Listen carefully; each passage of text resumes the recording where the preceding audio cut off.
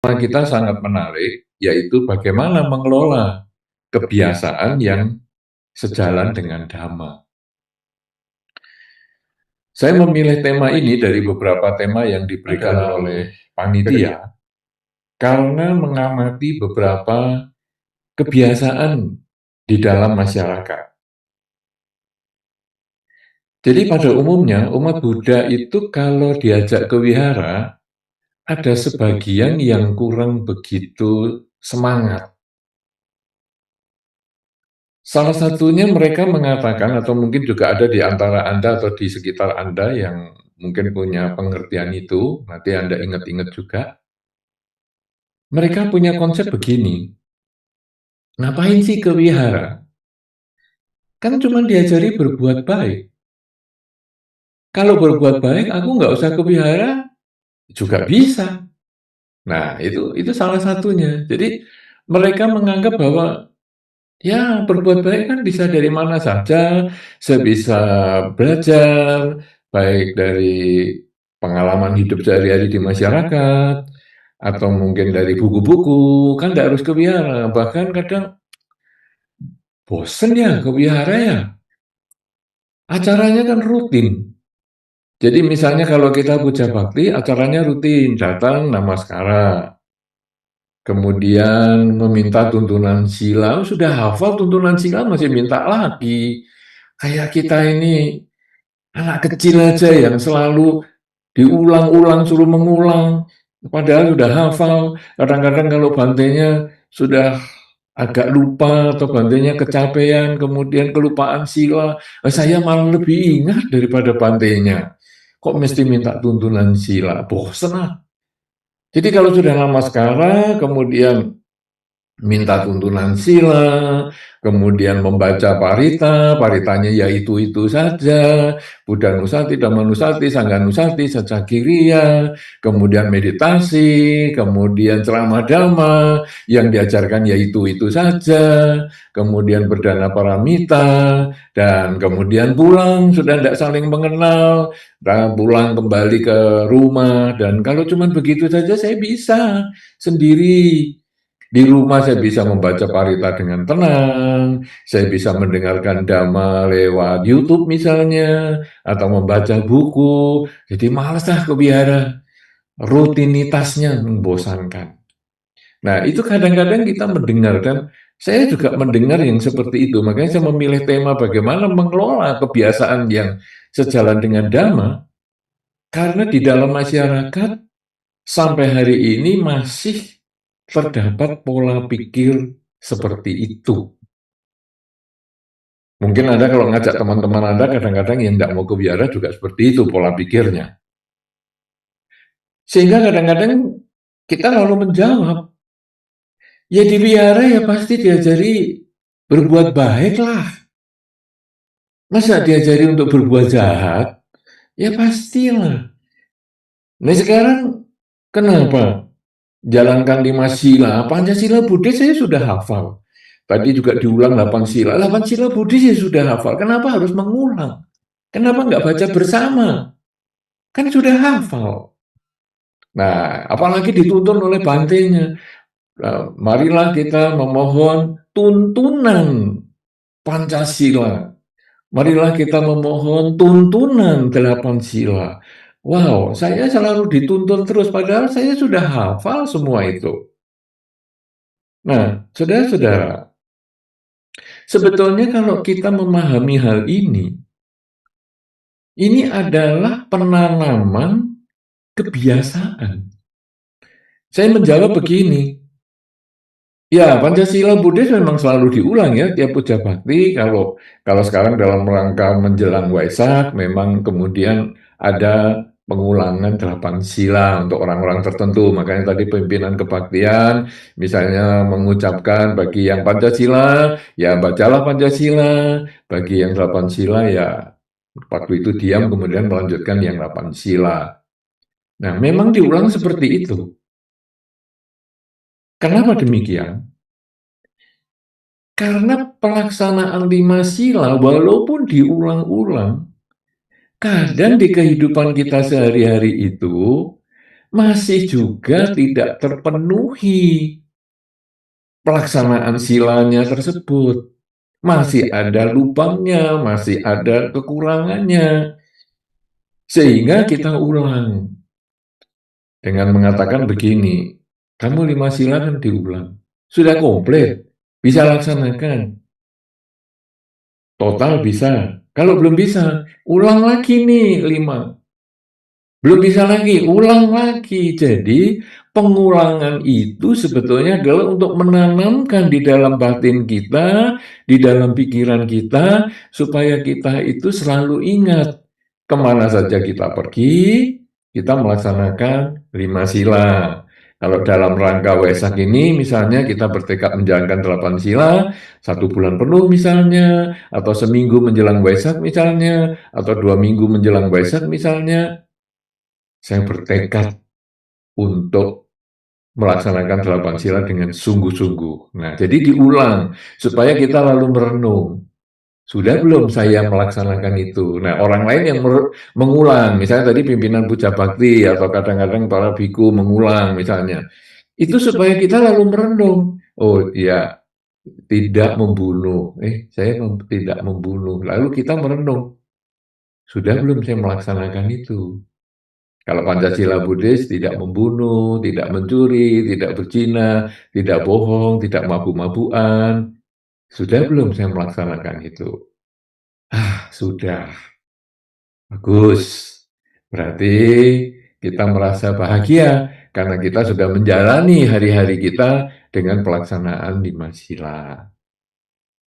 Tapi kalau ada yang bolong, ada yang terlewatkan, misalnya, maka kita lalu merenung, ya, kalau gitu aku bertekad.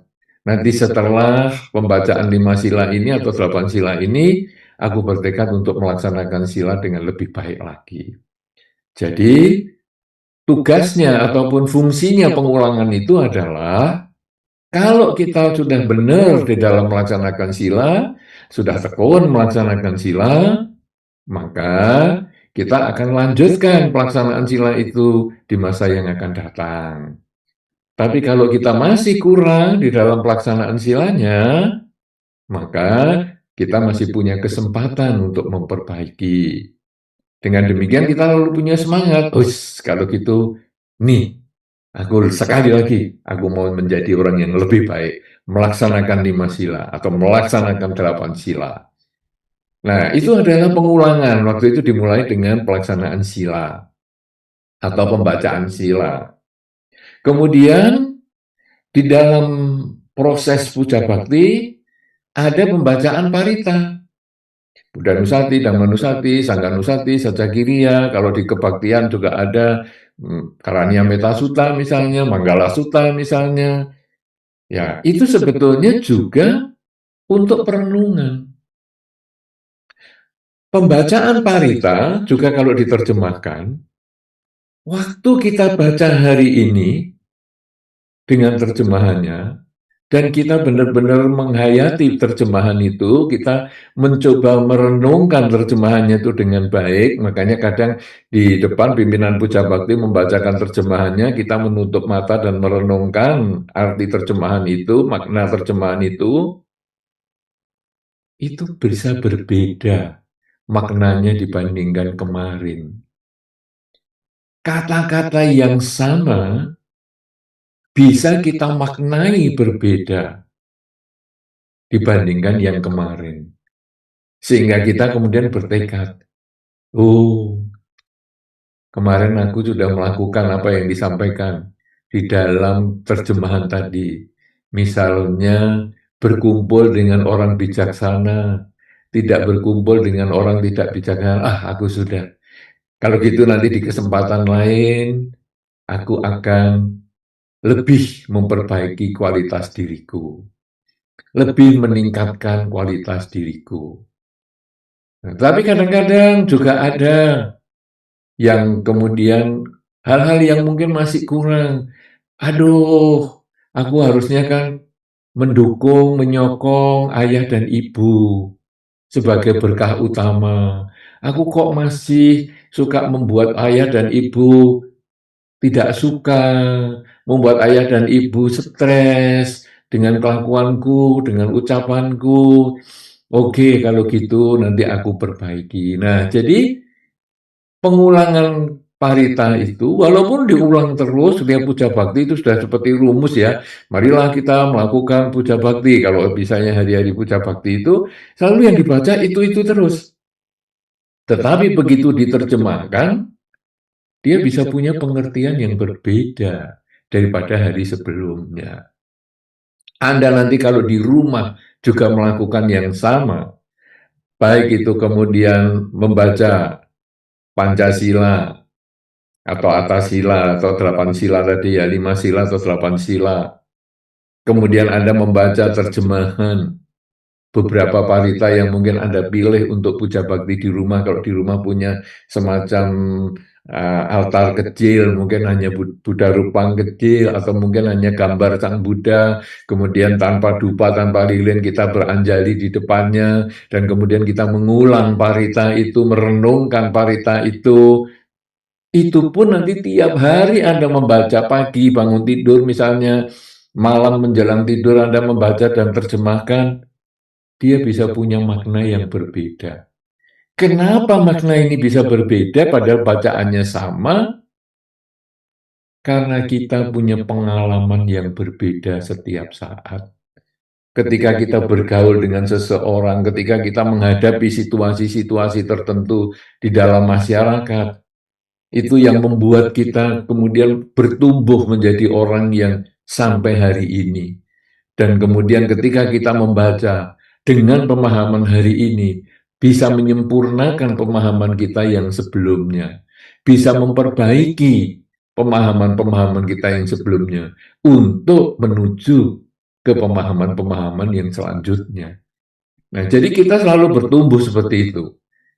Demikian pula setelah kita membaca sila, baik Pancasila ataupun 8 sila, kemudian kita membaca parita yang semuanya juga diterjemahkan, kemudian kita berlatih meditasi. Meditasi itu juga bagian dari menumbuhkan kebiasaan yang sejalan dengan Dhamma. Bahwa ketika kita bermeditasi, kita sebetulnya dilatih untuk menyadari saat ini saya sedang apa. Jadi ketika kita duduk, rileks, bersila, rileks, ataupun mungkin kalau ada duduk di kursi ya duduklah dengan rileks, santai, tidak bersandar. Kemudian kita mengamati masuk dan keluarnya nafas. Mengamati masuk dan keluarnya nafas itu sebetulnya menanamkan di dalam pikiran kita saat ini saya sedang apa. Saat ini nafas masuk. Saat ini nafas keluar. Saat ini nafas masuk. Saat ini nafas keluar. Kemudian pikiran kita itu bisa menyimpang ke masa lalu atau ke masa depan. Misalnya masa lalu itu bisa beberapa saat sebelum ini ya. Jadi misalnya, tadi waktu aku menutup mata untuk meditasi, HP-nya sudah saya silent belum ya? Itu sesaat sebelum ini. Jadi, HP-nya sudah saya silent belum? Jadi kita gelisah. Sudah saya silent belum? Kita berpikir pada masa lalu. Sudah saya silent belum? Sudah saya silent belum? Nah, padahal meditasi itu adalah belajar meningkatkan kebiasaan untuk hidup pada saat ini. Sudah, abaikan aja. Saat ini saya sedang apa? Saat ini nafas masuk dan nafas keluar. Nafas masuk, nafas keluar. Tapi kemudian pikiran kita bisa berkembang ke masa depan. Nanti kalau HP-nya bunyi gimana? Nanti kalau ada orang kirim berita, kalau mungkin ada yang telepon, bunyi, bagaimana? Wah, kita juga gelisah lagi. Selama meditasi, kita kemudian sadari aja, saat ini saya sedang apa sih? Saat ini saya sedang menarik nafas. Saat ini saya sedang mengeluarkan nafas. Nah, itu sebetulnya membentuk kebiasaan. Kalaupun diwihara hanya 15 menit misalnya, berlatih seperti itu, sebetulnya itu hanya latihan meditasi, bukan bermeditasi yang sesungguhnya. Kalaupun nanti kita berlatih setengah jam pada hari-hari tertentu di kesempatan meditasi di biara, itu pun juga hanya latihan meditasi, bukan meditasi yang sesungguhnya. Ketika kita berlatih di pusat-pusat pelatihan meditasi sampai 3 hari mungkin, sampai seminggu mungkin, sampai 2 minggu mungkin, atau yang sebulan, 2 bulan, dan seterusnya, itu pun masih hanya latihan meditasi. Karena meditasi yang sesungguhnya itu ada di dalam kehidupan sehari-hari. Ketika kita selalu sadar saat ini sedang apa, sambil kita misalnya bekerja, berbicara, kemudian mengendarai kendaraan, kemudian berkomunikasi dengan siapapun, membaca, menulis, selama kita selalu sadar saat ini sedang apa, itulah meditasi. Nah, jadi sekarang kebiasaan yang sesuai dengan Dhamma ini apa? Kalau kita kemudian mengurut di dalam puja bakti ini tadi, bahwa pembacaan 5 sila atau 8 sila itu membangun kebiasaan untuk kita melakukan perbuatan baik. Sila itu berhubungan dengan pihak lain, membunuh pihak lain. Ya, jadi membunuh nyamuk, membunuh mungkin kecoa di rumah, membunuh lalat, membunuh cicak. Inilah pembunuhan. Mencuri itu juga berhubungan dengan pihak lain. Mencuri uang ayah, mencuri barang dari tetangga. Kalau masih kecil mencuri jambu tetangga misalnya, itu adalah berhubungan dengan pihak lain. Begitu pula pelanggaran kesusilaan, juga berhubungan dengan pihak lain. Berbohong juga berhubungan dengan pihak lain. Mabuk-mabukan berakibat akan berurusan dengan pihak lain. Mabuk tidur selesai, tapi kadang mabuk nyetir mobil berhubungan dengan pihak lain, akhirnya kecelakaan dan sebagainya. Nah, jadi sebetulnya pengulangan pelaksanaan sila itu bermanfaat kalau kita laksanakan di dalam kehidupan sehari-hari sebagai upaya kita menjaga perbuatan kita, supaya kita tidak membunuh, mencuri, berzina, bohong, dan mabuk-mabukan. Kemudian ketika kita membaca parita, parita itu adalah sebagian besar khotbah Sang Buddha yang diajarkan untuk membangun kebiasaan kita berbuat baik. Misalnya Manggala Sutta, tidak bergaul dengan orang yang tidak bijaksana, bergaul dengan orang bijaksana. Itu sebetulnya adalah membuat kita selalu sadar bahwa pergaulan itu menentukan sekali cara hidup kita yang selanjutnya. Maksudnya, kalau kita berkumpul dengan orang-orang yang baik, maka kita terdorong untuk menjadi baik. Tapi kalau kita berkumpul dengan orang-orang yang kurang baik, maka perbuatan baik kita pun menjadi berkurang. Dan akhirnya kita gampang terjerumus kepada hal yang kurang baik.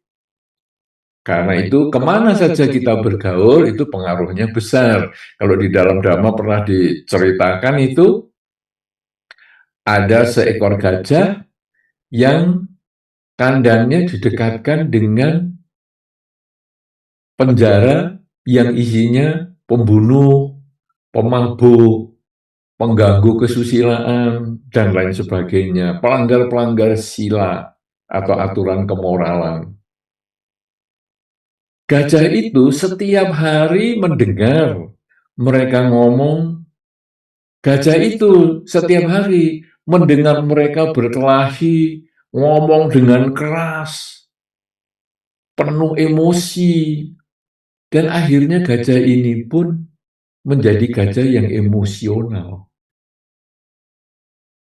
Kemudian gajah ini dipindah kandangnya di dekat orang-orang yang suka berdiskusi dhamma, para pelaksana dhamma, orang yang membahas dhamma, kemudian juga yang berperilaku sesuai dengan dhamma. Maka gajah ini kemudian juga menjadi lebih jinak, lebih tidak emosional. Karena kemana saja kita bergaul, pengaruhnya besar. Sering dicontohkan bahwa kalau kayu cendana dibungkus dengan kertas, kertasnya ikut wangi. Itu buktinya Anda kalau membeli dupa. Kalau Anda membeli dupa, katakanlah itu dupa itu barang yang wangi, kemudian dibungkus. Dari tokonya dibungkus ke kertas. Tokonya kertasnya biasa saja, tapi begitu untuk membungkus dupa Anda, sampai di rumah, wow, kertasnya baunya wangi ya. Kenapa? Karena dia bersentuhan dengan dupa itu. Sebaliknya, ketika membeli daging yang amis, membeli daging yang berbau, bahkan mungkin busuk karena Anda mau buang misalnya, maka ketika daging ini dibungkus dengan daun, daunnya pun akan kena busuknya.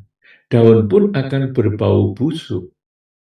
Jadi, kalau kita melihat demikian, maka pergaulan ini penting sekali. Dan di dalam Manggala Sutta atau khotbah tentang berkah utama, di situ disebutkan yang pertama unsurnya adalah jangan bergaul dengan orang tidak bijaksana, bergaulah dengan orang yang bijaksana. Ini menambah kebiasaan baik di dalam diri kita sepanjang hari kita adalah bahwa kalau tadi saya berusaha melaksanakan 5 kemoralan, misalnya tidak membunuh, berbohong, kemudian mencuri, berzina, dan seterusnya, maka sekarang saya menambah kelakuan saya dengan tidak bergaul, membatasi pergaulan saya dengan orang-orang yang tidak bijaksana. Nah, dari sini sebetulnya kita diajarkan di dalam Dhamma bagaimana kita punya kebiasaan yang baik. Lalu, kalau sudah bergaul dengan orang yang sudah bijaksana ini apa? Apa cuma ngumpul? Oh enggak, kan orang bijaksana, entah itu teman kita, entah itu sahabat Dhamma kita, entah itu Romo Pandita, para Samanera, para Biku, Atasilani, dan sebagainya. Kita mendengarkan Dhamma. Ceramah-ceramah Dhamma kita dengarkan.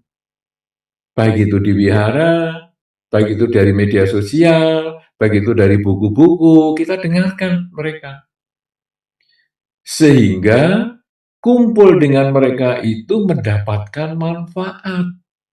Seperti tadi kayu cendana yang dibungkus daun, ataupun kayu cendana yang dibungkus kertas. Sehingga pembungkusnya ini baik daun maupun kertas, dia akan ikut harum.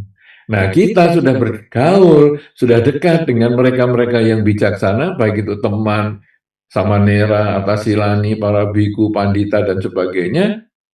Sudahkah saya menjadi lebih baik? Kalau saya sudah berkumpul tetapi tidak menjadi lebih baik, sayang sekali. Kalau di dalam Dhamma berkumpul dengan seseorang ataupun dengan Dhamma yang cukup lama tapi kita tidak menjadi lebih baik, itu diibaratkan seperti sendok. Sendok yang dicelupkan ke dalam kuah, di dalam sayur, bahkan sayur yang pedas sekalipun. Dalam seminggu dicelupkan, sendok ini tidak akan pernah merasakan rasa sayur yang demikian enak. Tetapi kalau kita berkumpul dengan mereka-mereka yang sesuai perilakunya dengan Dhamma, dan kemudian kita mendengarkan apa yang mereka sampaikan atau membaca apa yang mereka tuliskan, maka kita menjadi orang yang punya kesempatan meningkatkan perilaku baik kita. Nah, jadi kita dengarkan, itu ibaratkan, kalau di dalam Dhamma diibaratkan sebagai lidah yang hanya sebentar terkena sayur, sebentar terkena sambal, sudah merasakan rasa sayur yang enak atau sambal yang pedas. Jadi, kita perlu bergaul, perlu berkumpul, dan mendengarkan dhamma. Setelah mendengarkan dhamma, bisa nggak kita melaksanakan di dalam kehidupan sehari-hari? Beberapa dhamma yang kita dengarkan, kita sesuaikan dengan kemampuan kita, kemudian kita laksanakan semampunya. Misalnya, ada nasihat, ayo di dalam rangka Waisak, kita perlu melaksanakan 8 sila. Tapi kita merasa, saya tidak begitu mampu lah untuk 8 sila. Oke, kalau gitu 5 sila pasti mampu.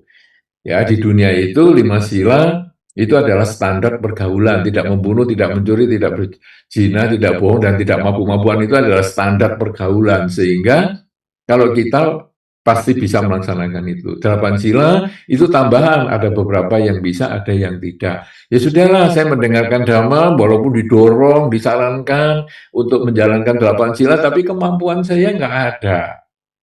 Jadi gimana? Ya sudahlah, saya 5 sila.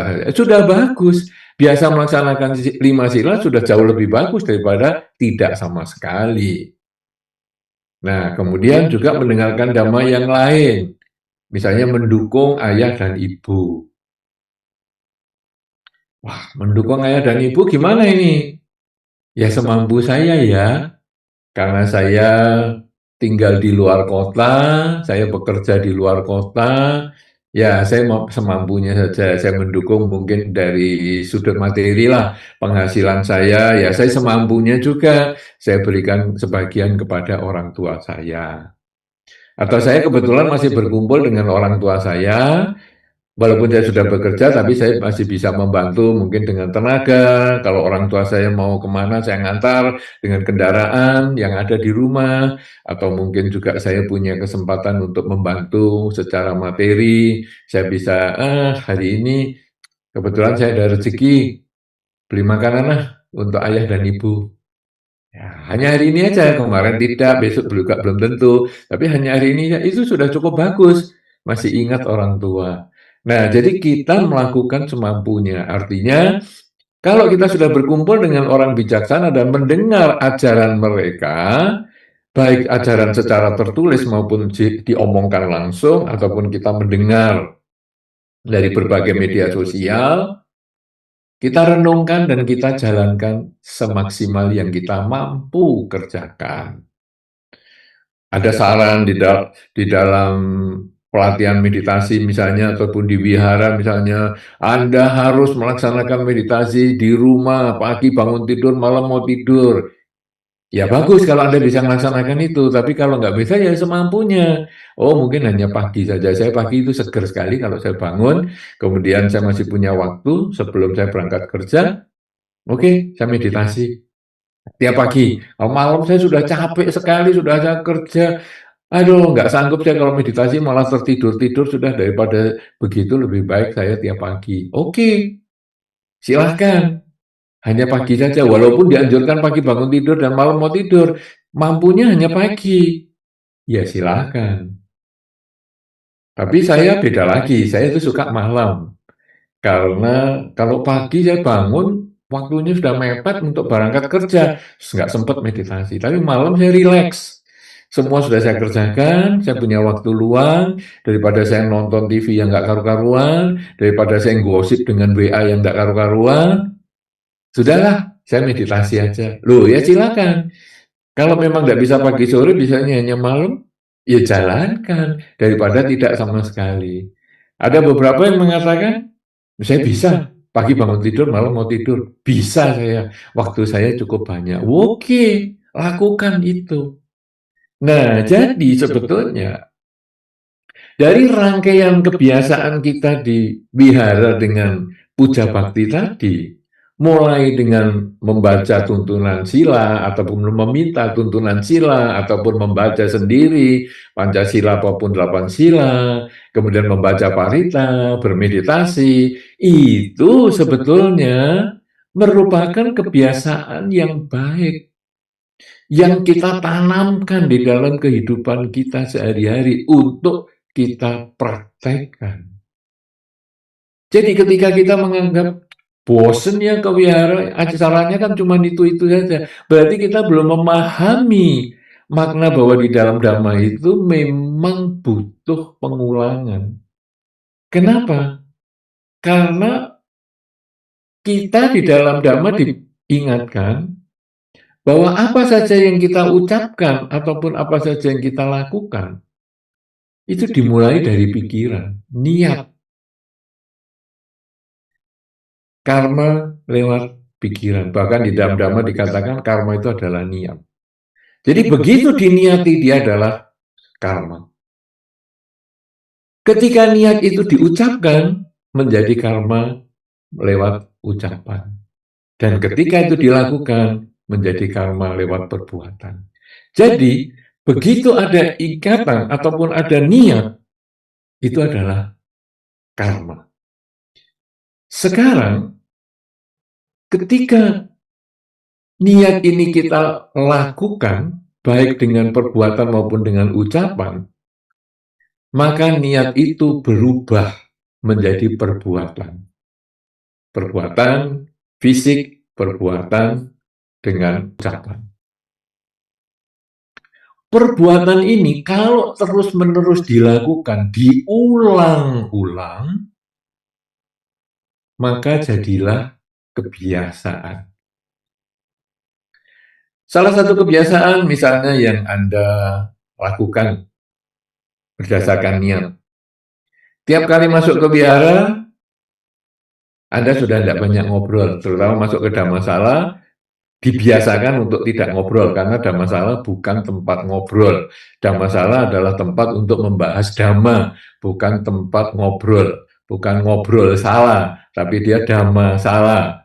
Ya, artinya tempat untuk membahas Dhamma. Jadi kalau tidak ada urusan dengan Dhamma, ngobrolin arisan, ngobrolin nanti hari Minggu mau jalan kemana, sebaiknya jangan di Dhammasala, supaya Dhammasala itu menjadi sakral. Kalau nggak ada obrolan Dhamma yang bisa layak disampaikan di Dhammasala, ya diem saja di Dhammasala, nggak usah ngomong macam-macam. Duduk saja di tempat duduknya dan menunggu puja bakti dimulai. Nah, kemudian kita kalau yang terbiasa di Dhammasala itu hanya ngomong tentang Dhamma, bukan ngobrol, maka begitu kita masuk ke ruang Dhammasala, kita sudah menjaga sikap. Kenapa? Karena sudah terbiasa dari niat dilakukan berulang-ulang menjadi kebiasaan. Jadi sudah begitu masuk, mungkin malah kita beranjali, sudah langsung mencari tempat duduk, kemudian kita duduk. Lalu kita bernamaskara. Sudah kebiasaan. Sudah namaskara, kemudian kok belum puja bakti mulai ya, sudahlah, saya duduk bersila, tutup mata, ya tidak usah meditasi sampai waktunya cukup, tapi sampai waktunya puja bakti dimulai. Jadi kita mengamati nafas masuk, keluar, masuk, keluar. Dengan kita diam, menutup mata, duduk bersila begini, teman-teman sudah nggak pengen ngobrol.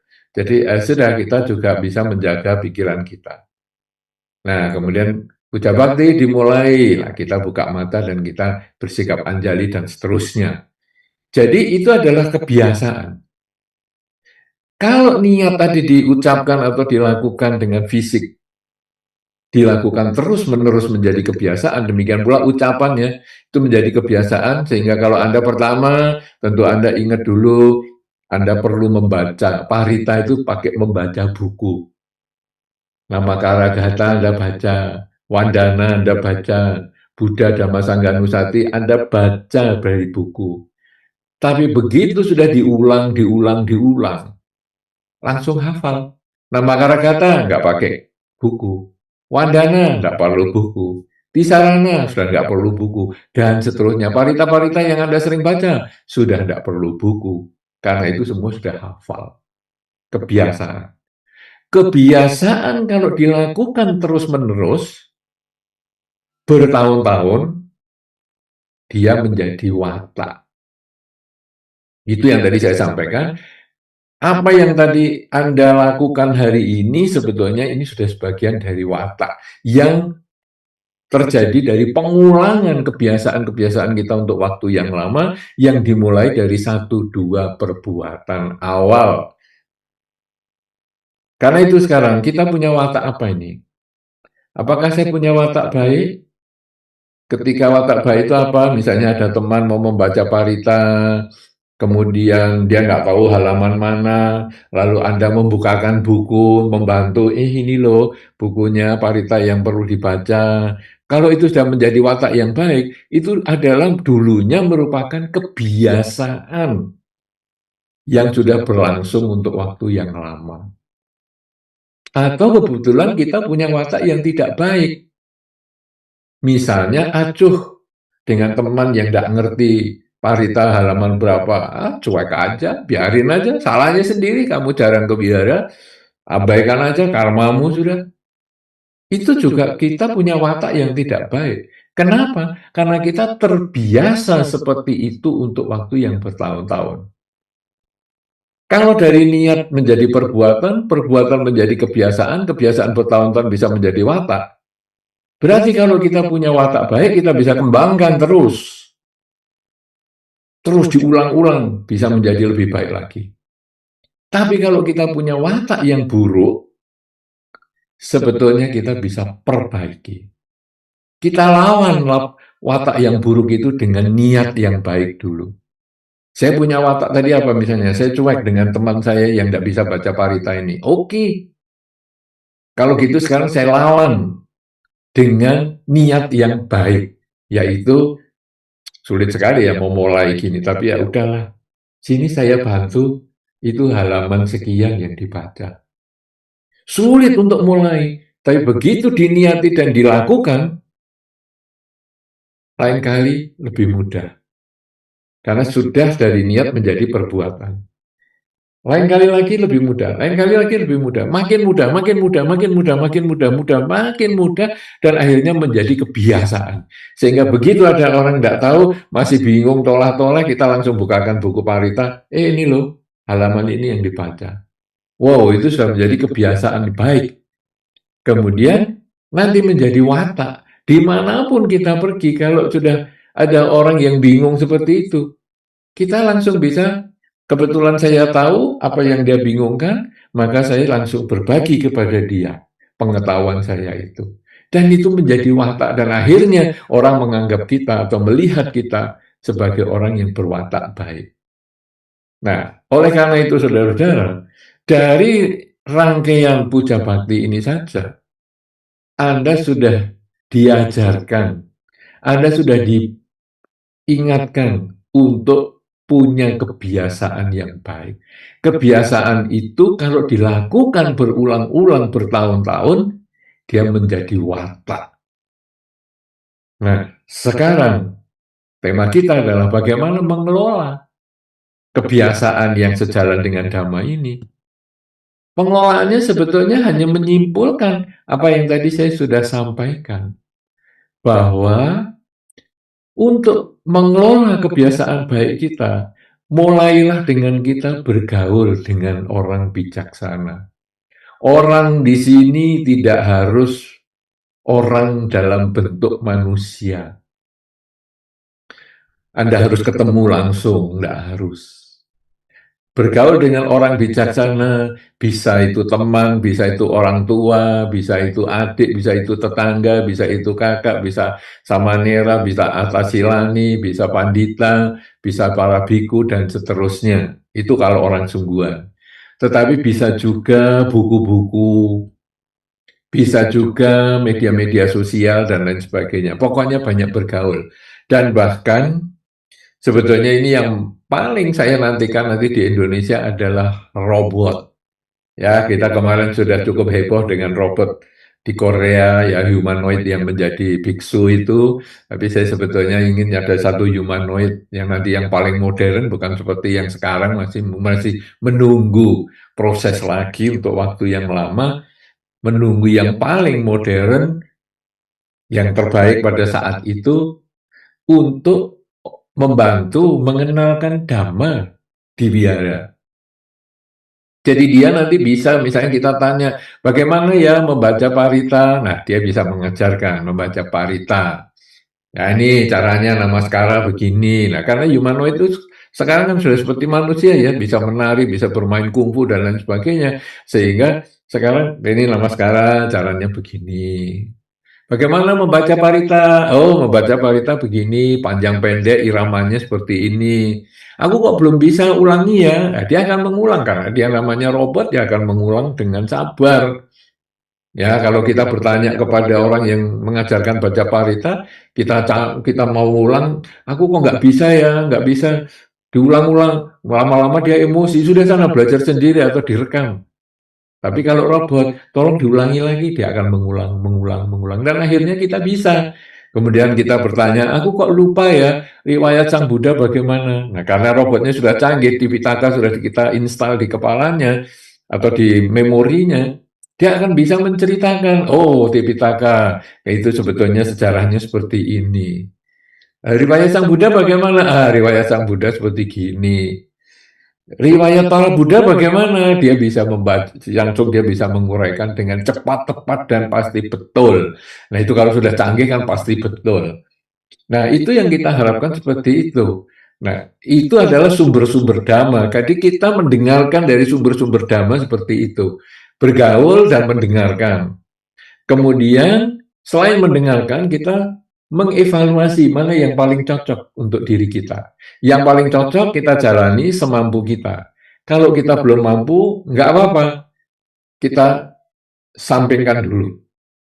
Kita kesampingkan, nanti pada waktunya kita akan mampu dan kita bisa lakukan itu. Kemudian setelah kita bisa berkumpul, kemudian kita mendengar, kemudian kita menyeleksi mana yang kita mampu kerjakan, lalu kita kerjakan. Dan setelah kita laksanakan menjadi kebiasaan kita, karena diulang-ulang-ulang bahkan menjadi watak, maka kita perlu evaluasi. Apa yang saya sudah lakukan saat ini? Kalau kadang-kadang akhir tahun itu kan kadang ada resolusi tahun yang akan datang. Sebetulnya itu kita dibiasakan untuk merenungkan apa yang sudah saya lakukan sepanjang waktu ini. Kalau yang baik saya mau tingkatkan, tapi kalau yang buruk saya akan perbaiki. Dengan 5 hal ini, sebetulnya kita bisa mengelola kebiasaan yang sejalan dengan Dhamma, yaitu berkumpullah dengan orang yang bijaksana, orang dalam tanda petik yang artinya semua sumber-sumber kebijaksanaan. Dengarkanlah atau dapatkanlah nasihat-nasihat dan wawasan, pengertian-pengertian baik dari mereka. Seleksilah semampu yang kita bisa kerjakan. Kerjakan dan kerjakan, kerjakan. Supaya apa? Pengulangan-pengulangan itu akan menjadi kebiasaan. Dan kalau sudah kita kerjakan, kita evaluasi. Yang baik kita lanjutkan, tingkatkan, yang buruk kita perbaiki. Dengan cara demikian, maka setiap waktu yang kita habiskan sepanjang hari ini menjadi waktu yang sangat berharga untuk meningkatkan kualitas batin kita. Dan di dalam Dhamma disampaikan, mereka yang menggunakan kehidupannya tetapi tidak bertambah kebijaksanaannya, maka dia adalah seperti sapi. Umurnya bertambah, dagingnya bertambah, tapi tidak ada kebijaksanaannya. Kita yang sudah melakukan 5 hal tadi untuk mengelola kebiasaan yang sejalan dengan Dhamma, maka diharapkan semakin umur kita bertambah, semakin bijaksana kita, sehingga kekotoran batin menjadi semakin sedikit. Bahkan kalau bisa, di dalam kehidupan ini pun kita bisa mencapai pencerahan, terbebas dari kelahiran kembali, karena kita selalu sadar saat ini saya sedang apa. Sehingga tidak ada lagi batin yang tergoyahkan karena perubahan. Karena perubahan itu hanya terjadi ketika kita menyesali masa lalu ataupun mendambakan masa depan. Masa lalu memang ada, tetapi jadikanlah itu sebagai pelajaran yang baik kita tingkatkan, yang buruk kita perbaiki. Masa depan itu juga ada, tetapi jadikanlah itu sebagai tujuan. Dengan memperbaiki masa lalu, dan meningkatkan hal-hal yang baik di masa lalu pada saat ini, maka kita bisa membangun masa depan yang lebih baik dengan kebijaksanaan. Demikian pula di dalam Dhamma, kalau kita bisa melaksanakan Dhamma dan kita perbaiki, kita tingkatkan di masa sekarang, maka tidak tertutup kemungkinan di masa depan pun kita akan memperoleh kebijaksanaan yang sempurna. Saya kira inilah yang menjadi dasar kita untuk diskusi pada kesempatan ini dalam tema kita bagaimana mengelola kebiasaan yang sejalan dengan Dhamma. Mudah-mudahan ini bermanfaat dan bisa menjadi topik diskusi kita yang lebih baik pada malam kesempatan ini. Terima kasih, saya kembalikan kepada pembawa acara. Silahkan. Sekarang tiba waktunya kita memasuki sesi tanya-jawab. Kami persilakan kepada para umat yang ingin bertanya langsung kepada narasumber kita. Bagi yang bergabung melalui channel YouTube, bisa menuliskan pertanyaan pada kolom komentar. Namo Buddhaya Bante, nama saya Andre. Ini saya lagi ingin tanggapan Bante sama pendapat Bante. Kan kalau saya ke wihara itu, saya mengkondisikannya dengan bertemu dengan teman baik. Jadi saya ke wihara itu membiasakan bahwa saya ke wihara itu bisa berkesempatan berdana, bisa lebih kesempatan berbahagia gitu Bante. Jadi kalau bagi saya barangkali ya pengkondisiannya itu yang perlu dilakukan Bante. Karena misalnya kalau pengalaman saya ya, kalau saya mendengarkan online itu kan ya kayaknya kurang konsentrasi Bante. Karena ya saya kayak mendengarkan radio aja gitu. Tapi kalau saya datang ke sini ya minimal saya berdandan gitu, saya bertemu dengan teman ya bisa lebih niat lah, lebih bahagia. Bagaimana tanggapan Bante yang mungkin ya itu tadi bisa bergaul dengan teman baik yang bijaksana gitu Bante, yang ada kalyanamitranya Bante. Sekian, terima kasih Bante. Baik, terima kasih atas pertanyaannya. Jadi niatnya ke wihara untuk bertemu dengan teman baik itu bagus. Tentu kita harus memahami yang disebut dengan teman baik ya. Jadi kita harus sepakati dulu teman baik ini apa. Baik karena biasa main gaple bersama. Wow, ini bukan itu yang kita maksudkan dalam tema kita kesempatan ini. Teman baik karena kalau saya kurang duit bisa ngasih hutang dulu. Ah, ini juga bukan tema yang kita mau bahas dalam kesempatan ini. Tema teman baik ini adalah yang membuat kita menjadi lebih baik.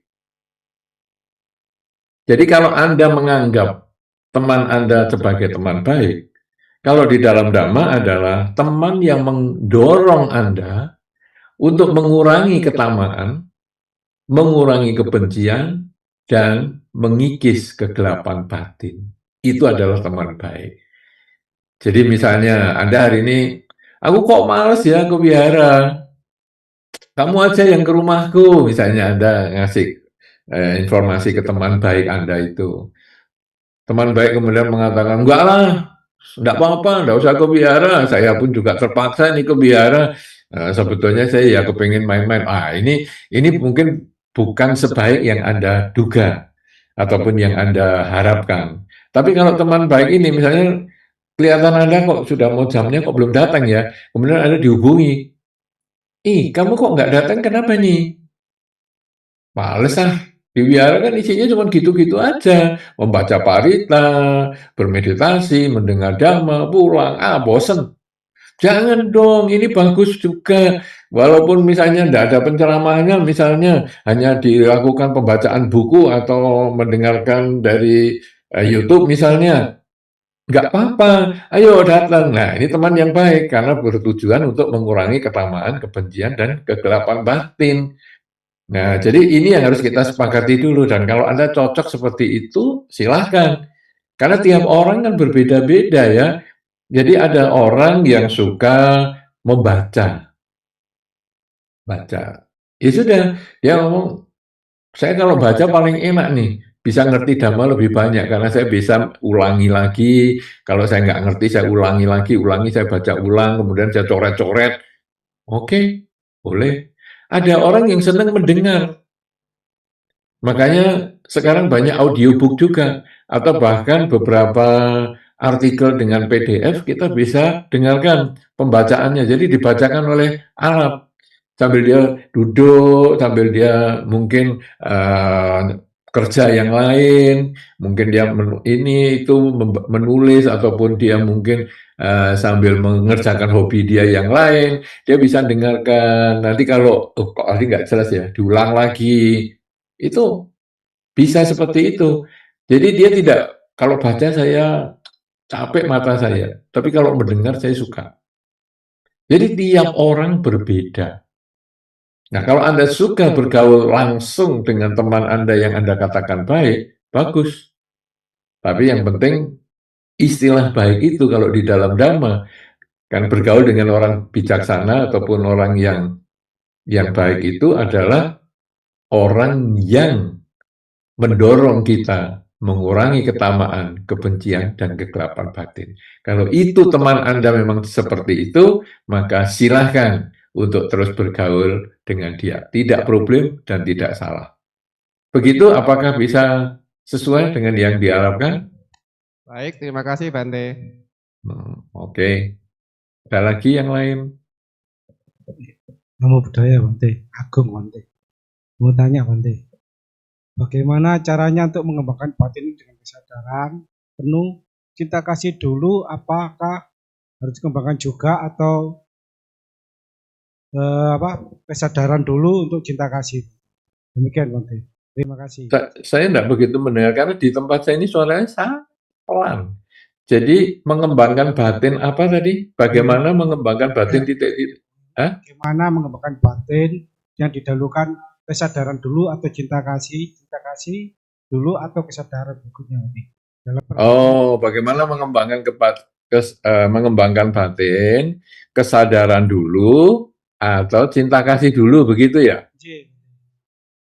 Oh, ya. Iya. Bagaimana mengembangkan batin? Sebetulnya pengembangan batin itu paling ideal dimulai dengan kesadaran. Jadi menyadari. Makanya misalnya cinta kasih. Kalau tadi kan perbandingannya cinta kasih atau kesadaran. Cinta kasih misalnya mengulang, semoga semua makhluk bahagia, semoga semua makhluk bahagia. Itu kalau tanpa kesadaran, pengulangan itu hanya seperti burung beo. Semoga semua makhluk bahagia, semoga semua makhluk bahagia, semoga semua makhluk bahagia, semoga semua makhluk bahagia, yang tidak ada maknanya sama sekali, tapi masih lumayan. Kenapa demikian? Karena pikiran kita itu hanya bisa satu setiap saat, sama dengan tubuh kita. Ya, tubuh kita ini kalau sedang duduk nggak bisa sambil jalan, jalan nggak bisa sambil berbaring, berbaring nggak bisa sambil berdiri. Begitu pula pikiran kita, kalau diisi pikiran baik, pikiran buruk itu tidak akan datang. Kalau ada pikiran buruk, pikiran baik juga tidak akan datang. Tapi itu kecepatannya tinggi ya, jadi kadang-kadang aku pikiran baik dan pikiran buruk sering muncul berbarengan, tidak pernah bareng. Dia hanya gantian tapi kecepatannya tinggi sekali. Nah, jadi ketika kita mengulang, semoga semua makhluk bahagia, semoga semua makhluk bahagia, semoga semua makhluk bahagia, itu sebetulnya kita mengkondisikan, membiasakan pikiran kita itu berpikir yang baik. Karena kalimat semoga semua makhluk bahagia itu kalimat yang baik. Dan itu membiasakan kita seperti itu, menyingkirkan pikiran buruk. Tetapi sebetulnya nanti itu kesadaran itu akan muncul sehingga waktu kita membaca semoga semua makhluk bahagia itu dengan disadari, dia justru menjadi lebih lambat karena kita benar-benar pikiran kita itu mengikuti kata demi kata. Semoga semua makhluk berbahagia. Atau kalau istilah sekarang, semoga semua satwa berbahagia. Jadi seperti itu, makin pelan. Kenapa? Karena kesadarannya sudah nempel di kata-kata. Nah, mengembangkan batin idealnya sebetulnya dengan kesadaran. Cuman caranya gimana? Nah, jadi Anda menggabungkan antara tujuan dan cara. Tujuannya mengembangkan kesadaran, mengembangkan batin itu sebetulnya mengembangkan kesadaran intinya. Caranya bisa mengembangkan cinta kasih. Semoga semua makhluk bahagia. Atau seperti yang tadi saya sampaikan pada waktu awal di beberapa menit sharing dhamma adalah mengamati nafas masuk dan keluar. Saat ini saya ngapain? Saat ini nafas masuk, saat ini saya nafas keluar. Sebetulnya intinya adalah saya menyadari saat ini nafas masuk, saya sadar saat ini nafas keluar. Dan tujuannya adalah di dalam kehidupan sehari-hari kita selalu sadar, saat ini saya sedang apa? Sedang jalan. Saat ini saya sedang apa? Mengendarai kendaraan. Saat ini saya sedang apa? Sedang berbicara. Saat ini saya sedang apa? Sedang mendengar. Saat ini saya sedang apa? Sedang berpikir. Nah, itu sebetulnya tujuannya, kebiasaan yang sesuai dhamma yang kita mau latih setiap saat itu adalah selalu sadar. Sehingga mengembangkan batin sebetulnya adalah mengembangkan kesadaran. Caranya bisa dengan mengembangkan cinta kasih, bisa dengan cara mengembangkan kesadaran pada masuk keluarnya nafas, bisa dengan mengembangkan kesadaran berjalan kanan dan kiri, dan seterusnya.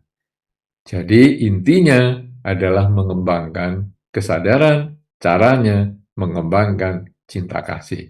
Apakah itu kira-kira sudah bisa menjawab yang ditanyakan? Bisa Bante, memudahkan Bante. Baik, terima kasih sama-sama. Ya, selamat malam Bante. Ya, ini bukan pertanyaan, tapi hanya masukan. Saya juga, yang saya sangat tertarik tadi juga membahas tentang robot AI. Nah, itu juga hal yang banyak saya gunakan. Jadi ada satu cara penggunaan yang saya gunakan yang menarik, mungkin bisa untuk sharing dengan yang lain. Itu gini, AI agent di zaman sekarang ini, itu mereka semua sudah punya fitur untuk mempelajari kita sendiri. Nah, jadi kadang itu saya suka tanya seperti ini, sebenarnya saya ini orangnya seperti apa sih? Terus dari pembicaraan kita sebelumnya coba pelajari apa yang bisa saya improve. Jadi dari sana juga membantu saya untuk refleksi. Mungkin bisa ditambahin juga dengan kayak kalau sesuai dhamma apa yang bisa saya improve-kan. Begitu Bante. Terima kasih.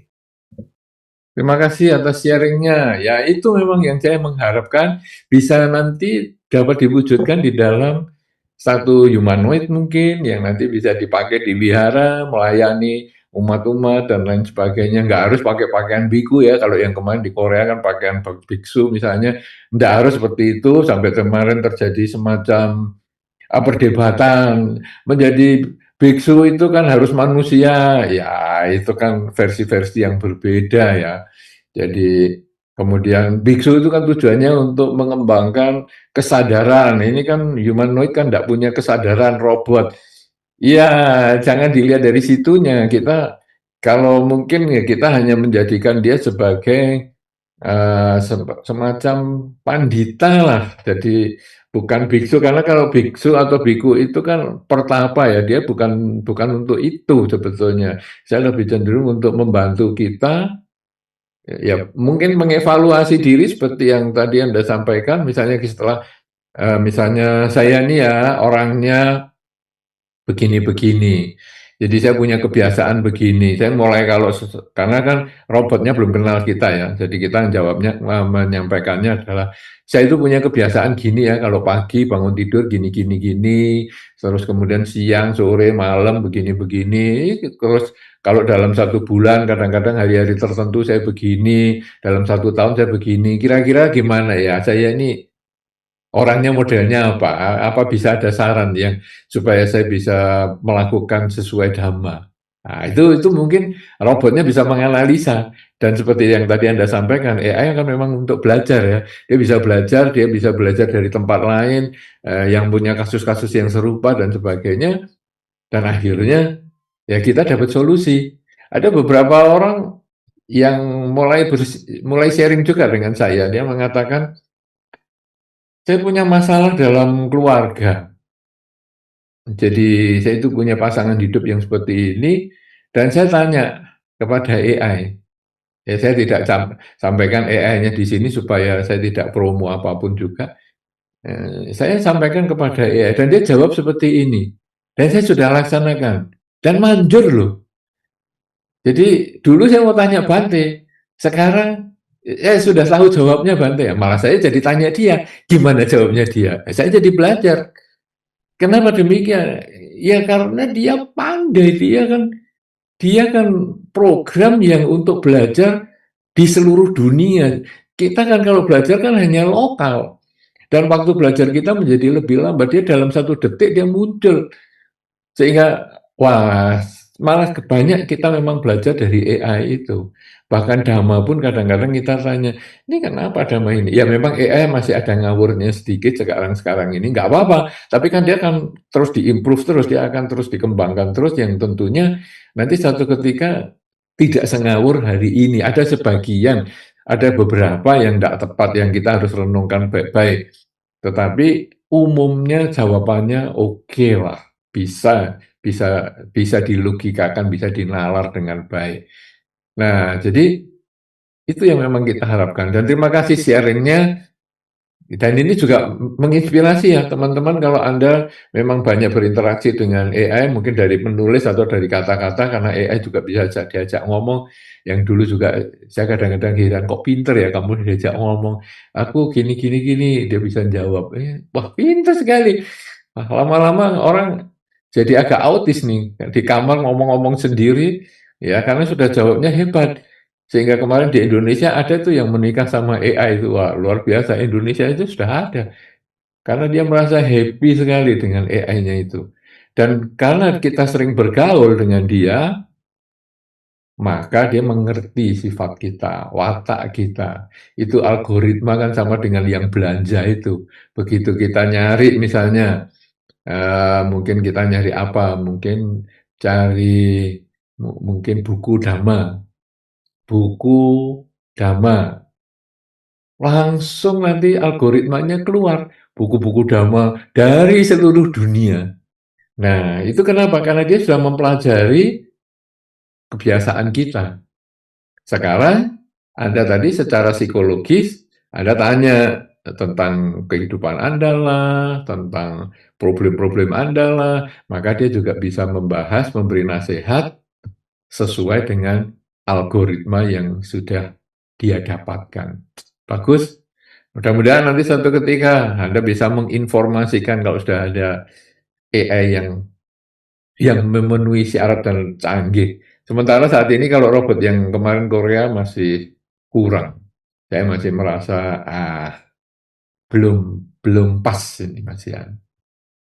Ya, beberapa humanoid memang luar biasa sekali, terutama yang dari Unitree atau apa itu yang dari Tiongkok yang luar biasa, sangat sangat menjanjikan untuk masa depan. Oke, senang sekali. Terima kasih. Saya kembalikan lagi. Siapa yang mau sharing lagi? Ya betul ya, kita tidak harus tanya. Anda bisa sharing karena dengan Anda sharing juga saya menambah pengetahuan saya juga. Kan kita berbagi. Berbagi kan bukan berarti hanya satu jalur saja. Dan lagi mungkin dari YouTube juga atau yang langsung ini lagi masih ada. Oke. Saya mau tanya berkaitan dengan tema malam ini kan kebiasaan hidup sesuai dengan dhamma.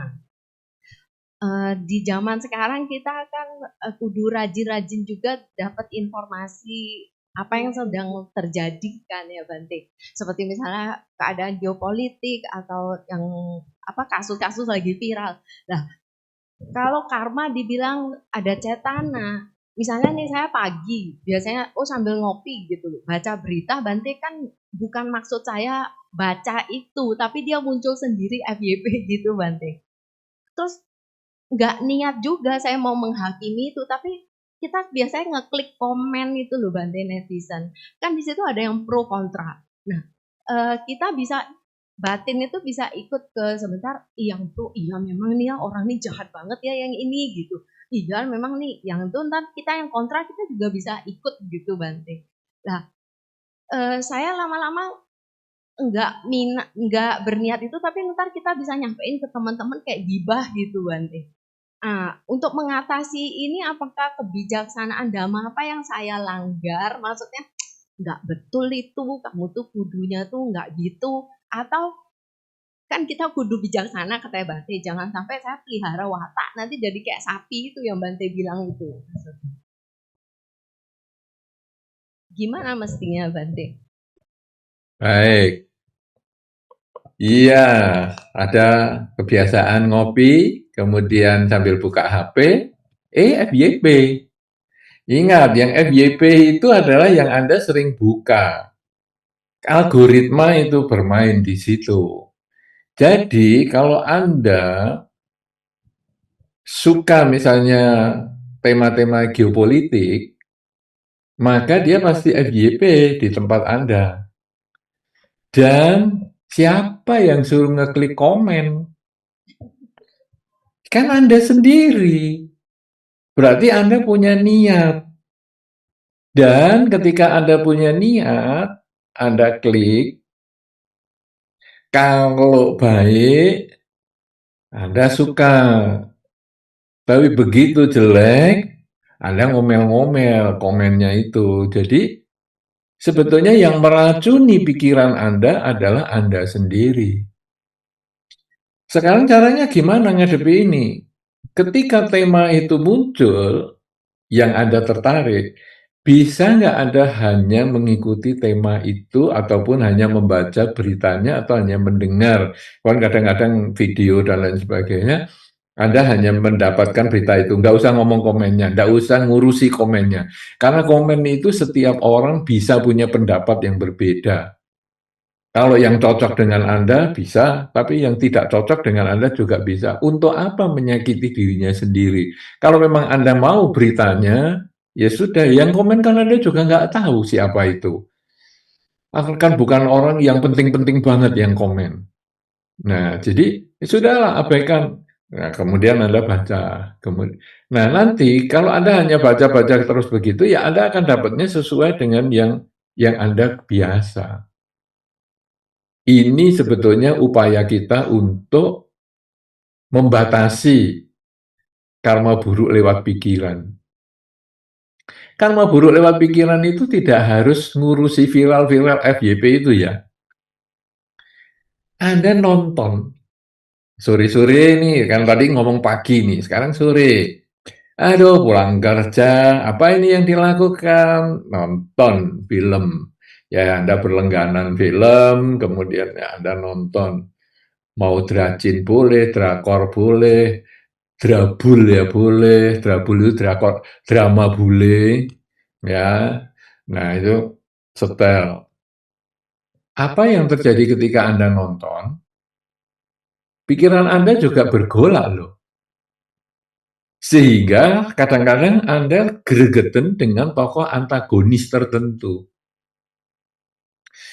Orang ini kok menjengkelkan sekali ya. Karma buruk kayak gitu, penghasut, provokator, kok nggak mati-mati dia? Pikirannya sudah buruk sekali tuh. Kemudian, si antagonis itu tugasnya memang memprovokasi sampai kita jengkel sekali. Nah, kalau film itu, drama itu misalnya sampai 40 seri misalnya, dia di seri 40 itulah baru terkalahkan oleh si protagonis. Dan ketika terkalahkan, Anda leganya luar biasa. Nah, gitu dong, ini happy ending. Si jahat mati akhirnya sekarang. Terus kita membaca, habis itu terus selesai toh, kita membaca Parita. Seperti yang tadi saya sampaikan, mau tidur kita baca Parita dan meditasi. Baca Parita kita baca terjemahannya. Di salah satu ayat satu baris di dalam Karania Metasuta terbaca bahwa jangan karena marah dan benci mengharap orang lain celaka. Tadi saya ngapain ya? Saya kok senang sekali si tokoh antagonis itu kecelakaan. Saya kok senang sekali tokoh antagonis itu mati. Saya berarti berbahagia di atas penderitaannya dia. Dan selama saya nonton 40 seri itu, saya selalu mendoakan dia. Kenapa nggak mati kecelakaan? Kenapa karma buruknya kok nggak berbuah-buah? Orang itu Anda nggak kenal sama sekali. Oh, dia artis. Mungkin level kita belum nyampe ketemu artis. Belum pernah datang ke Indonesia, Anda juga belum pernah datang ke negaranya. Orang itu juga tidak bermusuhan dengan tokoh yang Anda sukai. Karena setelah syuting mereka main-main, makan-makan, santai-santai, ngobrol, baik-baik. Tapi ketika main secara profesional, menjadi orang yang penghasut, menjengkelkan, membuat kita jadi emosi. Sebetulnya kita sudah menanam karma buruk. Jadi jangan dikira, bukan hanya berita yang geopolitik, kesenangan Anda pun terkondisi untuk bikin karma buruk. Terus, wah kan kalau drama, drama bule, drama Cina, drakor, drama Korea, kalau saya sih tidak pernah nonton. Saya nontonnya MMA, wah, mixed martial art, wow. Apakah itu karma buruk? Lihat aja pikiran Anda waktu nonton. Iya sikat, cerot, nih, cerot. Nah gitu dong, jerat-jerat. Berbahagia di atas penderitaan makhluk lain. Kalau sudah gitu ngeri sekali tuh. Jadi bagaimana membatasinya? Lihat dengan batin yang tenang seimbang. Mampu nggak? Kalau nggak mampu, jangan nonton dulu. Kenapa? Rugi latihan spiritual kita. Tadi barusan ada pertanyaan tuh, kesadaran dulu atau cinta kasih dulu? Kalau kita nggak sadari baik-baik, nonton begitu, hilang cinta kasih kita. Yang ada adalah kebencian. Dan itu, kalau kita begitu melihat olahraga yang kompetitif dan lain sebagainya itu, aduh, nanti akan muncul kebencian, mau tinju, MMA tadi ya, kemudian ya mungkin sepak bola, bahkan bulu tangkis yang biasa-biasa saja, itu kemudian iya ajar. Jadi emosi kita ini selalu dibawa seperti itu. Nah, kalau kita mau terus menambah kekotoran batin kita dengan ketamaan kita, begitu tercapai keinginan kita, tokoh antagonisnya mati misalnya, atau mengalami kecelakaan, begitu tercapai niat kita, ketamaan kita, kebencian kita juga sekaligus karena kita menolak si tokoh antagonis, maka itu sebetulnya nggak terlalu layak untuk kita ikuti. Apalagi ketika mereka emosi, kita juga ikut deg-degan. Siapa nih yang menang nih? Siapa nih yang menang? Sudah jangan nonton dulu, kita belum levelnya untuk punya batin yang seimbang. Sadari, sudah matikan. Mampu nggak? Karena kadang-kadang kita itu tidak bisa menggunakan teknologi modern ini. Bahwa HP kita sebetulnya itu punya kemampuan untuk dibatasi penggunaannya. Ada beberapa HP tertentu yang tiap minggu, seminggu sekali kita bisa program untuk mengeluarkan laporan apa sih yang kita sudah lakukan dalam seminggu ini, paling lama kita menggunakan untuk apa. Nah, misalnya kita biasa gunakan untuk ya gitu media sosial misalnya. Lalu kita renungkan media sosial kita ini biasanya apa ya? Wah, yang memancing-mancing emosi seperti itu. Kita bisa kurangi kok. Misalnya sehari hanya 1 jam misalnya. Dikasih timer. Jadi kalau Anda sudah pakai seperempat jam, jatah 1 jam itu sudah berkurang, tinggal 45 menit. Nanti siang mungkin jam istirahat, Anda pakai lagi setengah jam atau seperempat jam, dia sudah berkurang lagi. Dari 1 jam tinggal setengah jam. Dan nanti setengah jam sore, atau mungkin ya kita pulang kerja atau apa, nonton setengah jam. Selesai. Dengan begitu batin Anda menjadi tenang. Dan inilah cara kita menjaga kesadaran kita. Gadget itu hanya alat. Jangan dijadikan tuan besar kita. Jangan jadi rajanya kita. Kita jadi budaknya gadget itu. Jadikanlah dia sebagai alat, kita menambah pengetahuan, jangan menambah kekotoran batin.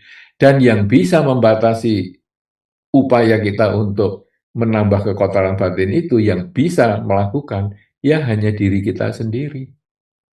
Makanya sadari semua itu, jaga baik-baik, sehingga tidak menambah kekotoran batin kita. Apakah ini bisa mencukupi apa yang disampaikan? Berarti kesimpulannya baca artikel aja, jangan gatel tangan ngeklik komen gitu ya Bante, maksudnya. Iya, kalau kita batinnya masih belum seimbang, baca artikelnya atau dengarkan videonya tanpa baca komentar. Siapa yang komentari sih? Itu kan orang yang Anda tidak kenal, nggak jelas. Ngapain Anda juga harus emosi dengan komentar-komentar itu atau ngepro dengan komentar itu? Begitu? Iya, ya. Terima kasih Pak. Ya, nonton drama nggak Anda? Hah? Apa Bante? Nonton drama nggak? Drakor, drabul? Nonton Bante. Emosi nggak? Kalau enggak Bante. Emosi nggak? Tentu. Nah, ya, nah, itu Anda hanya salah satu contoh ya. Jadi Anda menjawab dengan jujur, tapi yang lain itu juga harus jadikan perenungan bahwa sesungguhnya Anda dipermainkan emosi Anda, jadi niat Anda, sehingga ketamaan, kebencian, kegelapan batinnya selalu tumbuh setiap Anda nonton itu. Hati-hati. Baik yang nonton olahraga juga gitu, biasanya laki-laki tuh, yang biasanya nonton MMC, MMA atau apa, hati-hati. Semakin Anda happy dengan perkelahian itu, semakin karma buruknya datang. Tapi Bante kan ada yang bilang, oh kita nggak apa-apa ngungkapin apa yang kita tuh daripada kamu pendam lu jadi autoimun kayak gitu loh Bante. Hah? Ya memang sudut pandang kan boleh beda-beda. Kita mau ngambil sudut pandang yang mana? Kita kan dasarnya dari kesadaran. Jadi begini ya, seperti misalnya orang mengatakan, ini kan ada pembacaan 8 sila di awal. Orang mengatakan, ngapain? Tidak makan setelah tengah hari. Biasanya atas sila itu sering diasosiasikan cuma tidak makan setelah tengah hari. Sehingga orang mengatakan, ayo kita makan-makan. Wow, jangan. Saya atas sila. Oh, kamu tidak makan. Ya, tapi kok masih pakai giwangnya hebat, masih dandanannya menor. Ya, kan pokoknya tidak makan setelah tengah hari. Lah itu kan namanya eka sila aja, cuma 1 sila. Ya, 8 sila ini kan beda. Nah, jadi tapi oke lah kita membahas 8 sila, kemudian salah satunya tidak makan setelah jam 12 siang. Itu beberapa orang mengatakan, aduh nggak kuat aku. Kenapa? Karena belum biasa. Tapi begitu kita sudah terbiasa, nggak ada problem, nggak makan itu. Nah, demikian pula dengan emosi. Emosi itu dasarnya kan karena ketamaan terhadap sesuatu yang nyaman, benci dengan hal-hal yang tidak nyaman, yang mendadak datang, yang kita tidak duga sebelumnya, tidak kita harapkan. Nah, itulah yang membuat kita emosi. Begitu kita menyadari hal itu sebagai penyebab dari harapan kita sendiri yang tidak tercapai, apa yang membuat kita autoimun? Yang membuat autoimun itu kan karena kita tidak sadar bahwa sebetulnya dunia ini tidak pernah membuat kita emosi. Yang membuat kita emosi itu adalah sikap kita yang tidak siap menghadapi perubahan yang terjadi di dunia sekitar kita ini. Kenapa sih kok kamu berubah? Kenapa sih kok kamu melakukan itu? Padahal dia melakukan ya secara alamiah saja, tidak ada yang membuat orang jengkel. Jadi jengkelnya itu adalah diri kita sendiri yang buat. Nah, kalau kita sudah menyadari penyebabnya itu dari diri kita, sehingga sampai akhirnya batin kita menjadi tenang, ya tidak ada autoimun. Nah, bagi orang yang mengatakan itu, mungkin dia tidak menyadari bahwa penyebabnya ada di dalam pikirannya sendiri. Harapan dia yang tidak menjadi kenyataan. Kita tidak bisa mengubah kenyataan. Yang kita bisa ubah adalah harapan kita agar sesuai dengan kenyataan. Bukan kenyataan yang diubah agar sesuai dengan harapan kita. Begitu? Makasih Bante. Baik, mantap. Masih ada lagi? Mungkin kalau di dalam ruangan nggak ada dari YouTube Mohon mungkin. izin, Bante, dari online pertanyaannya.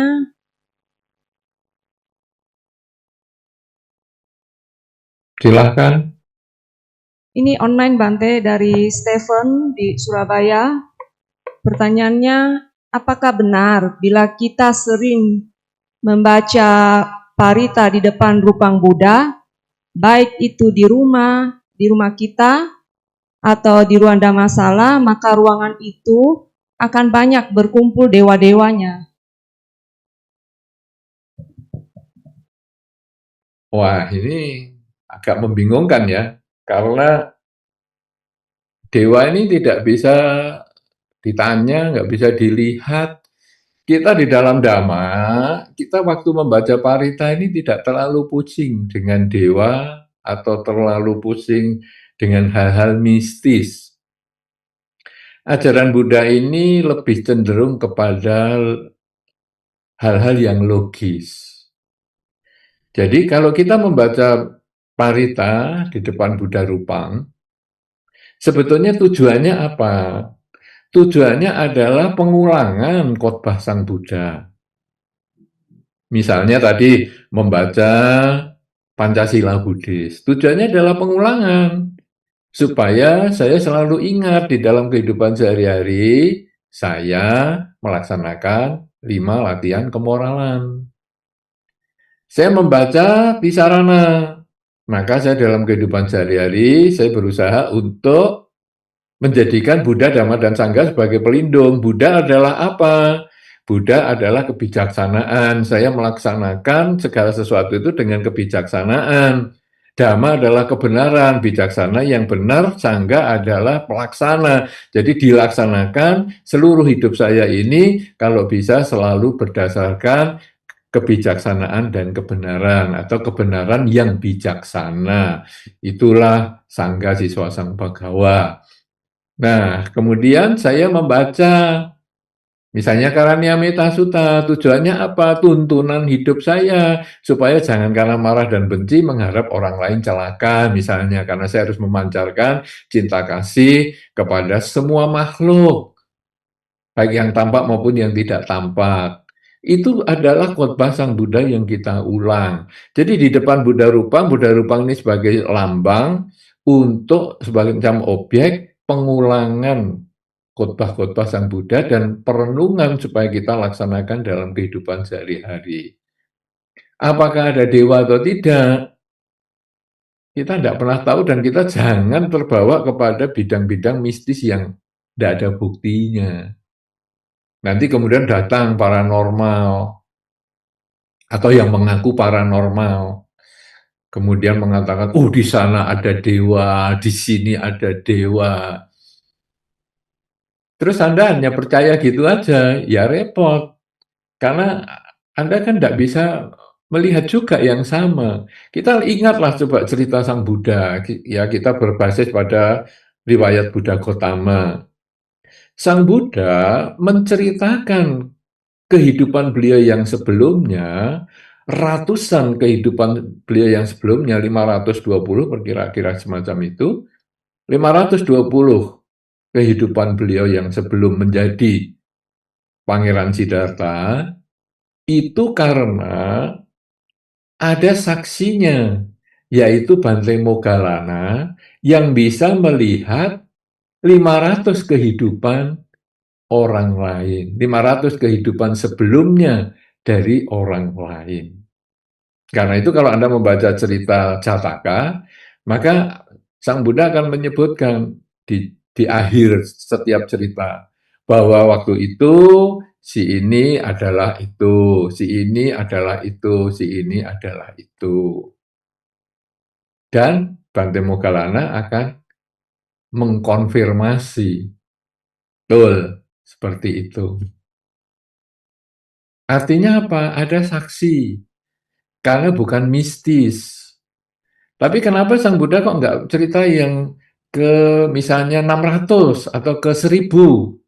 Karena kalau kita lihat waktu beliau mencapai pencerahan itu kan diceritakan beliau ingat dari banyak kehidupan sebelumnya.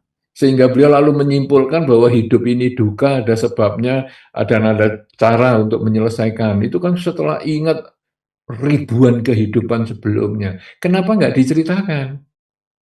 Karena kalau diceritakan nggak ada saksinya. Kalau nggak ada saksinya, jadinya mistis. Dan itu bukan yang digunakan di dalam Dharma. Oleh karena itu, ya mungkin membaca parita di ruangan tertentu di depan Buddha Rupa, mungkin dipercaya ada dewanya. Tetapi kalau dipastikan atau harus membuktikan, nggak bisa, karena butuh konfirmasi lebih dari 1-2 orang yang mengatakan seperti itu, dan orang ini memang terkonfirmasi, tervalidasi bahwa dia memang punya kemampuan seperti itu. Ya, beberapa orang kadang di agama Buddha ini sering ya dia diisi mistis-mistis seperti itu. Misalnya, saya melihat dalam kehidupanmu yang sebelumnya, kamu pernah gini. Buktinya apa kehidupan saya yang sebelumnya? Coba sebutkan saya di kota mana, sebagai apa, namanya siapa, pria atau wanita, di zaman tahun berapa, dan saya buktikan di situ ada nggak saya sungguhan. Kalau cuma ngomong dalam sekian, ya itu perlu ditanya lagi orangnya. Kemarin saya ketemu siapa, kemarin saya bajunya apa, kemarin saya makan apa. Kalau kamu bisa jawab, mungkin saya akan tanya minggu lalu. Kalau kamu bisa jawab, saya mungkin akan tanya bulan lalu. Tapi kalau kemarin aja nggak bisa jawab, jangan ngomong kehidupan yang sebelumnya. Loh, kan ada di Dhamma Kamma Buddha, ada. Tetapi jangan sembarang diomong, karena nanti jadinya mistis. Kita itu semua ada ehipasiko, datang dan buktikan. Di dalam Dhammanusati kan perenungan pada Dhamma kan, Dhamma itu bisa dibuktikan. Kalau nggak bisa dibuktikan, jadinya mistis. Entah itu dewa, entah itu kehidupan sebelumnya. Apakah itu harus ditolak? Tidak ditolak, cuma dikesampingkan karena itu mistis. Dan di dalam Dhamma, tujuan Dhamma adalah bagaimana manusia membersihkan kekotoran batin supaya terbebas dari ketamaan, kebencian, dan kegelapan batin. Memahami di tempat tertentu ada dewanya, memahami dulu saya pernah lahir di mana, walaupun itu benar, sebetulnya nggak ada gunanya untuk pemahaman batin kita.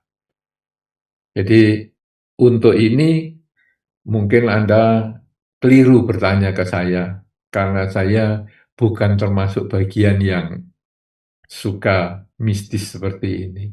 Terima kasih. Silahkan berikutnya.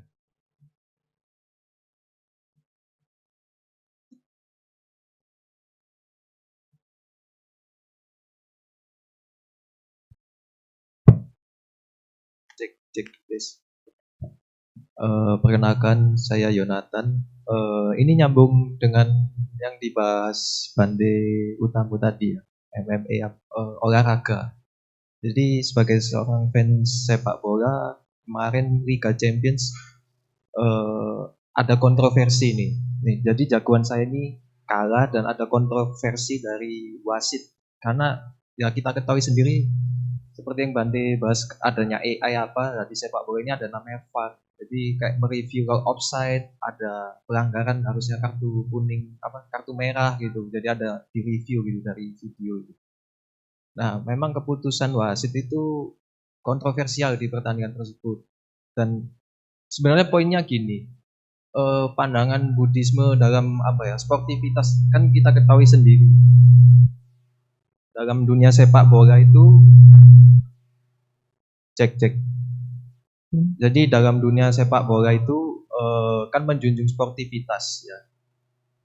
Fair play. Nah, pandangan Buddhisme sendiri soal kayak kontroversi kayak wasitnya ini kayaknya kalau pandangan negatifnya sih sudah disangka disogok ya gitu. Kayak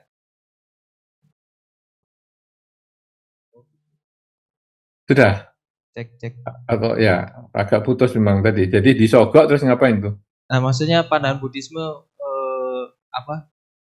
untuk ya saya sendiri komentarnya ya ini wasitnya perlu dipertanyakan kok nggak melakukan cek VAR gitu. Dan saya sendiri dan beberapa teman mungkin yang fans ke Bayern Munchen ini juga nggak apa-apa, kami kalah ikhlas kok selama ya fair play gitu loh. Emang bukan ada keputusan yang kontroversial seperti itu gitu. Nah, pandangan Buddhisme soal kayak fair play ini bagaimana gitu loh. Seperti itu sih. Ya, jadi namanya memang olahraga. Di zaman dulu tuh ada olahraga ya, di zaman Buddha dan sebagainya. Itu ada olahraga. Olahraga sejauh memang sesuai dengan kesepakatan, yang mungkin istilah sekarang namanya fair play itu kan sesuai dengan rules-nya, ya enggak problem. Nah, tetapi sekarang yang di luar rules, yang nanti kemudian Anda mengatakan ataupun tadi sebagian lalu mengatakan keputusannya kontroversial, ya itu karena dia mungkin berjalan di luar kesepakatan bersama, yang itu menimbulkan masalah. Salah satu pelaksanaan sila itu adalah tidak berbohong, karena kesepakatan bersama itu, kalau sudah bohong namanya jadinya tidak jujur, dan itu tidak sesuai dengan kesepakatan. Makanya kita lalu, kamu ini bohong nih jadinya. Kenapa? Karena kesepakatannya kalau kamu ngomong sesuatu kan kita mendengar sebagai itu kebenaran. Ya itu salah kita sendiri, salahnya sendiri, ngapain kok kita percaya. Tetapi secara karma, dia punya niat untuk berbohong. Sampai orang lain terbohongi, itu sudah karma buruk. Nah, demikian pula di dalam kasus-kasus seperti itu. Dari satu sisi, keputusan wasit dikatakan oleh sekelompok orang sebagai kontroversi. Karena ada yang pro, ada yang kontra. Karena dia tidak sesuai rules-nya. Nah, tetapi kita tidak bisa menghakimi mereka. Kenapa? Karena kita tidak di dalam posisinya dia. Maka di sini dibutuhkan, kalau di dalam Dhamma adalah batin yang netral, tenang, seimbang.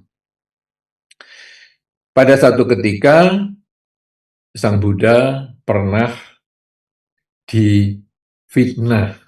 Nah, ini kalau mungkin orang membaca 8 kemenangan Sang Buddha, Jaya Manggala Gata itu ada syairnya.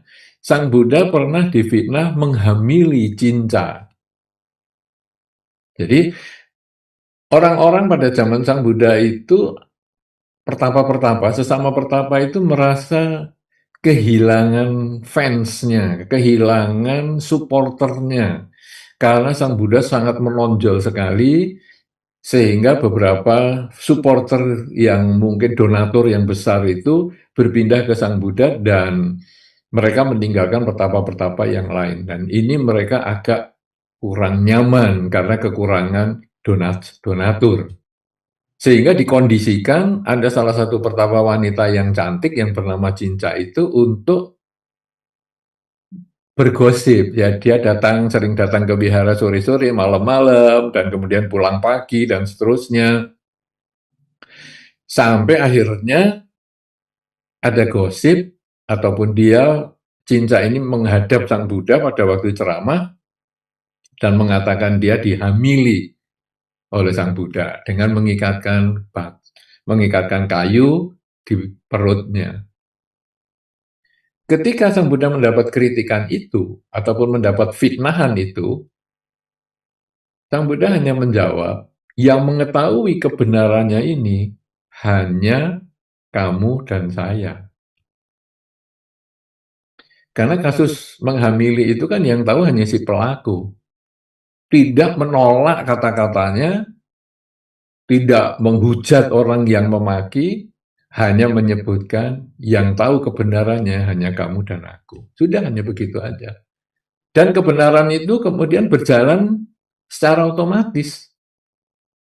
Kalau di situ menjadi nilai simbolisnya adalah ada dewa yang turun. Nah, ini nilai simbolis ya. Saya tidak melihat seperti tadi itu misalnya mistisnya itu. Tapi saya melihat itu ada nilai simbolisnya, dewa Saka kemudian turun menjadi tikus, kemudian menarik selendangnya dan selendangnya terbuka dan itu ikat perutnya itu ya ditarik dan akhirnya terbuka dan kayunya jatuh dan akhirnya ketahuan cinta bohong. Mungkin kalau dalam konteks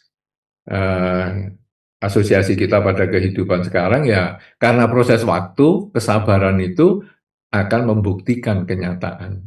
Jadi sebetulnya waktu itu adalah sahabat yang terbaik karena kebenaran itu akan terbuka, selalu akan terbuka seiring dengan waktu. Nah, ketika kasus-kasus kontroversi seperti tadi itu, kadang-kadang dengan waktu itu baru bisa terbuka. Bahwa oh yang benar siapa ternyata. Entah dari videonya, entah dari perkembangan yang lain, entah ternyata suap, entah ternyata bukan suap, entah kecurangan apa, entah dipaksa, misalnya anak atau keluarganya disandera, misalnya kita nggak pernah tahu itu, dan kita tidak bisa menghakimi itu. Kisah yang tadi Sang Buddha menyatakan bahwa yang tahu kebenarannya ini hanya kamu dan saya, itu sebetulnya mengajarkan kita semua itu jangan menghakimi. Karena yang tahu hanyalah si pelaku. Kita itu hanya tahu dari berita. Berita itu bisa dibuat oleh siapapun juga. Apalagi dengan hoax dan sebagainya di zaman hari ini. Apalagi misalnya dengan AI dan sebagainya. Kita sudah tidak tahu sekarang, sulit sekali. Begitu video keluar, ini AI atau bukan ya? Karena persis sekali.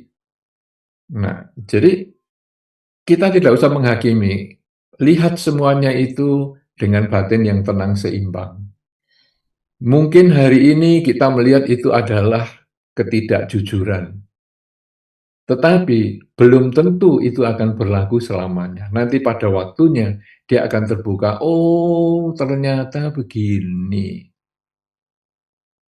Waktu adalah pembuka kebenaran yang sesungguhnya. Sabar aja kalau Anda menghadapi apa saja, sabar tunggu waktunya. Nanti Anda akan tahu-tahu sendiri. Ini mungkin yang bisa saya sampaikan. Jadi bagaimana pandangan Buddhis tentang kontroversi keputusan hakim ataupun wasit dan lain sebagainya, termasuk juga hakim nanti ada di pengadilan dan sebagainya, mungkin dianggap nggak jujur lah, nggak apa segalanya. Kita sebagai penonton lihatlah dengan batin yang tenang seimbang. Nggak usah komen karena komen yang positif belum tentu benar, komen yang negatif malah menambah pikiran buruk. Tenang, amati saja, amati, sadari, sudah biarkan aja dulu. Nanti ikuti. Karena kenapa? Karena kita juga bukan orang yang punya otoritas untuk mengubah itu. Kita bukan orang yang punya otoritas untuk mengadili atau menghakimi hal itu. Untuk apa ngomel-ngomel dan sok berkuasa padahal kita nggak nyampe ke situ otoritas kita. Mungkin ini yang saya sampaikan. Mudah-mudahan cocok atau Anda merasa nggak cocok dengan pandangan saya ini. Kalau cocok ya silahkan, kalau nggak cocok coba disampaikan. Baik, terima kasih Bante. Kayaknya waktunya selesai ya, ini menjadi pertanyaan terakhir ya.